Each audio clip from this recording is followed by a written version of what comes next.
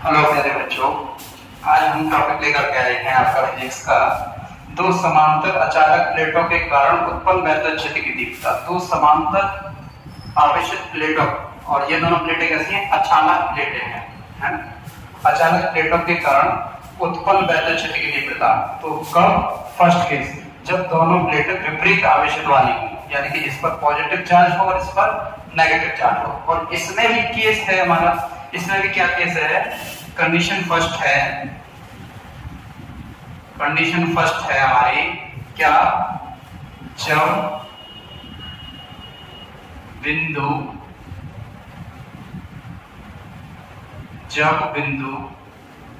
P दोनों प्लेटों के मध्य स्थित हो। जब बिंदु P दोनों प्लेटों के मध्य स्थित हो। फिर क्या करेंगे? जब बिंदु P दोनों प्लेटों के दाईं ओर हो, फिर क्या? बाईं ओर हो। तो इस तरीके से हम तीन केस बनाएंगे इसमें, ठीक है? चलिएगा, समझिएगा ऐसे। तो थ्योरी कैसे लिखते हैं? प्रस्तुत चित्र में, यही पुराना, प्रस्तुत चित्र में दो विपरीत आवेशित अचालक प्लेटें दिखाई गई हैं। विपरीत आवेशित अचालक प्लेटें दिखाई गई हैं जिनको प्लस क्यू तथा माइनस क्यू आवेश दिए गए हैं। प्लस क्यू तथा माइनस क्यू आवेश दिए गए हैं। तब इन दोनों प्लेटों के कारण प्लेटों के मध्य बिंदु P पर उत्पन्न वैद्युत क्षेत्र की तीव्रता के लिए हमें सूत्र की स्थापना करनी है। बिंदु P पर उत्पन्न वैद्युत क्षेत्र की तीव्रता के लिए हमें सूत्र की स्थापना करनी है। बड़े सही तरीके से करेंगे आप। चलिएगा, तो बड़ा सिंपल है ये टॉपिक। तो प्लेट 1 के कारण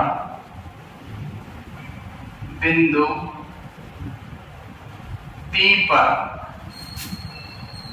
उत्पन्न वैद्युत क्षेत्र की तीव्रता, और इसका फॉर्मूला होता है E इजिकल टू कितना? Sigma upon 2 epsilon naught. कितना होता है? सिग्मा अपॉन 2 एप्सिलॉन नॉट, ठीक है? तो sigma upon 2 epsilon naught, sigma upon epsilon not नहीं होता, सिग्मा अपॉन एप्सिलॉन नॉट, ठीक है? तो सिग्मा अपॉन एप्सिलॉन नॉट, तो इसकी डायरेक्शन देखते हैं। तो ये E वेक्टर इक्वल टू, तो E1 वेक्टर इक्वल टू, तो ये पॉजिटिव चार्ज होता है और ये कैसे चार्ज होता है? पॉजिटिव। तो ये जब बिंदु P पर हम देखते हैं तो इस प्लेट के कारण यहाँ पर भी हम जो चार्ज देते हैं वो हमेशा P पॉजिटिव ही रहेंगे। P पर जो चार्ज लेंगे वो हमेशा पॉजिटिव रहेंगे। तो जैसे यहाँ पर तो P से, तो ये भी पॉजिटिव है, ये भी पॉजिटिव है, तो पॉजिटिव और पॉजिटिव में क्या होगा? रिपल्सन होगा, यानी कि ये एक दूसरे को रिपेल करेंगे। ये इधर जाएगी और ये इधर जाएगा। तो ये प्लेट तो इधर जा नहीं सकते। ये चार्ज पर जब फोर्स लगे, चार्ज पर इंटेंसिटी जब जनरेट होगी, तो उसकी डायरेक्शन क्या हो जाएगी? E1 की डायरेक्शन हो जाएगी ये। सेम अगर जब नेगेटिव प्लेट की काम करेंगे तब, तो इसकी जो डायरेक्शन हो जाएगी, देखेंगे प्लेट 1 से P की ओर, ठीक है? इसी प्रकार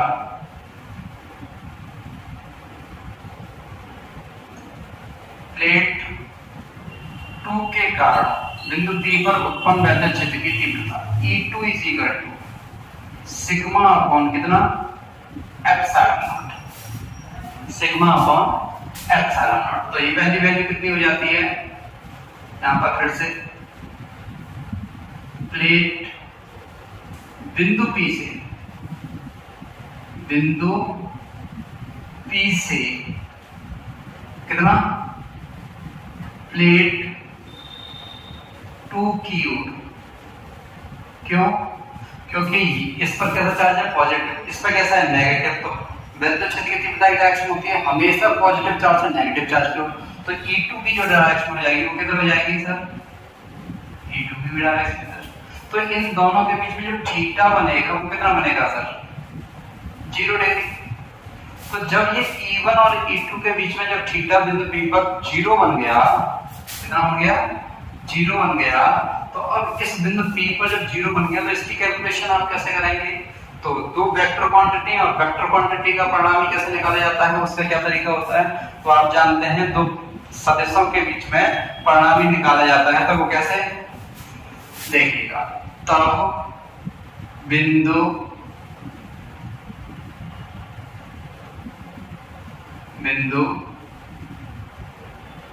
P पर परिणामी वैद्युत क्षेत्र की तीव्रता E इक्वल टू, तो E इक्वल टू कैसे? रूट में E1 का प्लस E2 का स्क्वायर प्लस 2E1 E2 और cos थीटा।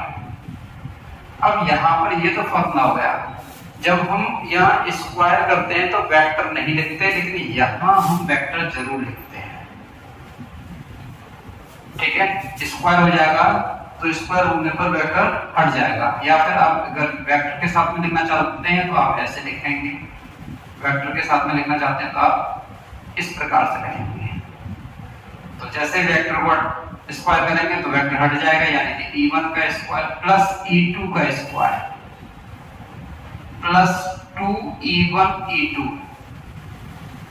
और cos, दोनों के बीच में एंगल कितना है? 0, तो cos 0, और cos 0 की वैल्यू कितनी हो जाती है? 1। तो E1 का स्क्वायर प्लस E2 का square plus 2E1 vector into E2 vector. अब ये तो हो गया आपका क्या? E1 प्लस E2 का होल स्क्वायर, और होल स्क्वायर करेंगे तो वेक्टर हट जाएगा। और इन दोनों की वैल्यू कैसी है? आपस में बराबर है। अगर मैं मल्टीप्लाई करके भी लिख दूं, दोनों की वैल्यू कैसी है? मैग्नीट्यूड में आपस में बराबर है, तो इसलिए भी ये वेक्टर हट जाएगा।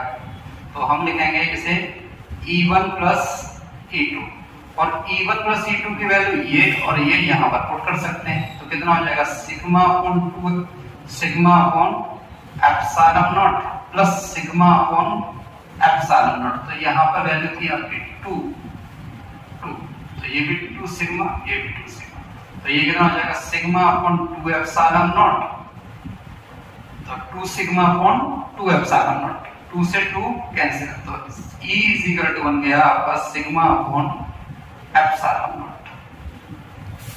E इक्वल टू कितना बन गया आपका? Sigma upon epsilon naught. कहां पर?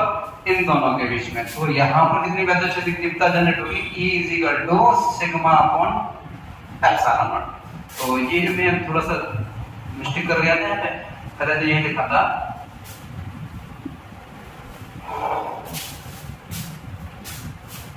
तो आप ये कर सकते हैं। अब सेकंड केस क्या बनेगा आपका?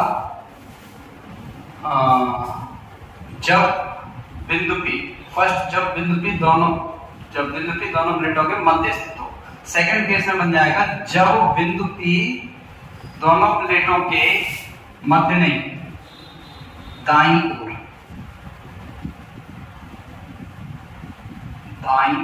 ओर स्थित हो, यानी कि दाईं ओर का मतलब होगा ये वाला। अब इस वाले पॉइंट पर कितना होता है? तो E1 की डायरेक्शन ये पॉजिटिव, तो E1 की डायरेक्शन ये हो जाएगी सर, और E2 की जो डायरेक्शन होगी वो प्लस से माइनस की ओर होती है, तो E2 की डायरेक्शन ये हो जाएगी।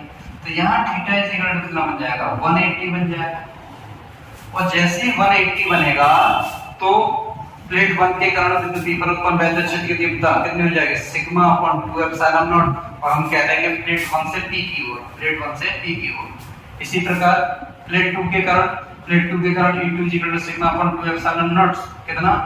बिंदु P से प्लेट 2 की ओर, तो उधर से इधर हो जाएगी। अब दोनों के बीच में जो थीटा बनेगा वो कितना बनेगा? 180 बनेगा। तो यहाँ पे क्या लिख देंगे हम? 180, और 180 की वजह से ये वैल्यू किसकी हो जाएगी? माइनस की, तो यहाँ पे कितना आ जाएगा? माइनस, और यहाँ पे कितना हो जाएगा? माइनस, और यहाँ पे माइनस होते ही माइनस, और ये माइनस होते ही ये कंडीशन क्या बन जाएगी आपकी 0। तो या is implies that E is equal to 0, यानी कि यहां पर कोई भी intensity of electric field generate नहीं होगा। आप स्क्रीनशॉट ले सकते हैं, 2 केस बना दिए मैंने, ये भी काम हो गया और एक बार ये निकाल लिया है, ये दोनों प्लेटों के बीच में था और ये दोनों प्लेटों से दाईं ओर है। सेम इसी तरीके से जब हम बाईं ओर करेंगे तो बाईं ओर भी एंगल कितना बनेगा 180 बनेगा, क्योंकि इधर E1 की डायरेक्शन इधर और E2 की डायरेक्शन इधर, यहाँ पे भी 180 बनेगा।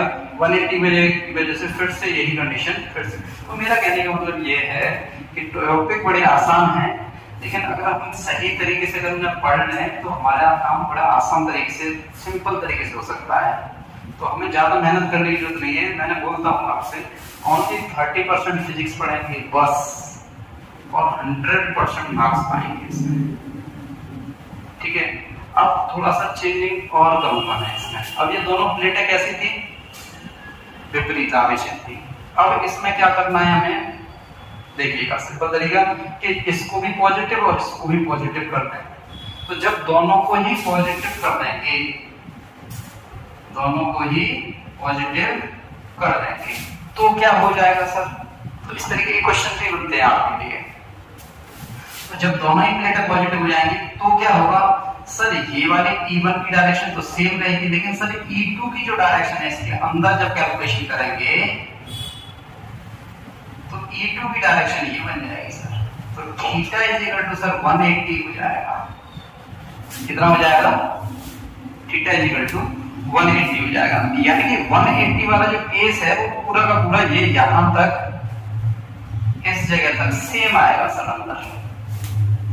देख लीजिएगा आप, प्लेट 1 के कारण बिंदु P पर उत्पन्न पैदल चल के देता sigma upon 2 epsilon naught, plate 2 के कारण बिंदु P equal to sigma upon 2 epsilon naught. इस तरीके से आपके दोनों केस कंप्लीट हो जाएंगे, ठीक है। तो यहाँ पे 180 का एंगल बनेगा, ये वाली बात होगी, ये वाली बात होगी। तो इसके मिड पॉइंट पर क्या हो जाएगा, E इज इक्वल टू 0 हो जाएगा। कब हो जाएगा, जब दोनों प्लेटें ही प्लस वाली होंगी, ठीक है।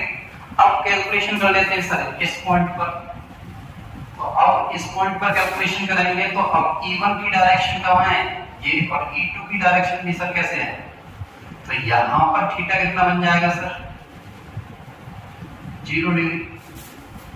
जब थीटा इक्वल टू 0 डिग्री बन जाएगा तब क्या है, तब प्लेट 1 के कारण बिंदु P पर उत्पन्न वैद्युत क्षेत्र की तीव्रता E1 vector equal to sigma upon 2 epsilon naught, और प्लेट 2 के कारण बिंदु P पर उत्पन्न वैद्युत क्षेत्र की तीव्रता E2 equal to sigma upon 2 epsilon naught. तो बिंदु P पर तो बिंदु P से प्लेट 2 की ओर, अब डायरेक्शन की बात करें तो डायरेक्शन क्या हो जाएगी सर इसकी, इससे बाहर की ओर, और इससे भी क्या कहेंगे, प्लेट 2 से लिखेंगे यहां पर प्लेट 2 से बिंदु P की ओर,